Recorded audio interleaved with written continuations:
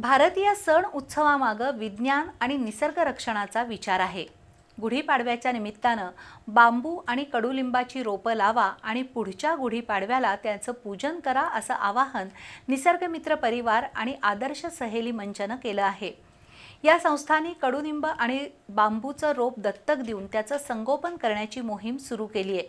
त्याशिवाय वनस्पती रंगांपासून साखरमाळा बनवण्याच्या कार्यशाळांना चांगला प्रतिसाद मिळत असल्याचं अनिल चौगले यांनी सांगितलं। महिला शेतकरी वर्ष आणि शाश्वत विकासानिमित्त कोल्हापुरातील निसर्गमित्र परिवार आणि आदर्श सहेली मंचच्या वतीनं वनस्पतीजन्य रंगनिर्मिती आणि वापर याबद्दल कार्यशाळा घेण्यात आल्या। स्वयंभूवाडी, कपिलेश्वर, चिंचवडे, कळंबा, जयसिंगपूर, सावर्डे खुर्द, शिरोळ आणि जरगनगर या ठिकाणी झालेल्या कार्यशाळेत सुमारे 3700 जणांनी सहभाग नोंदवला। या कार्यशाळेमध्ये हळद, बीट, शेंद्री, पळस, पारिजातक, गोकर्ण अशा फुलांचे नैसर्गिक रंग वापरून साखरेच्या माळा बनवण्यात आल्या। तसंच निर्माल्यातील फुलांच्या पावडरपासून धूपकांडी बनवण्याची प्रात्यक्षिकं दाखवण्यात आली।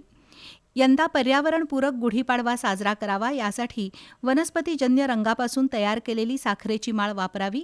गुढीपाडवा झाल्यानंतर कडुलिंबाच्या पानाची भुकटी करून त्याच्या गोळ्यांचा वापर धान्य सुरक्षित ठेवण्यासाठी करावा असं आवाहन अनिल चौगले आणि राणिता चौगले यांनी केलं। तसंच गुढीपाडव्यानिमित्त शुभेच्छा द्या आणि त्यासोबत एकमेकांना कडुलिंब आणि बांबूचं रोप दत्तक द्या असं आवाहन चौगले यांनी केलंय।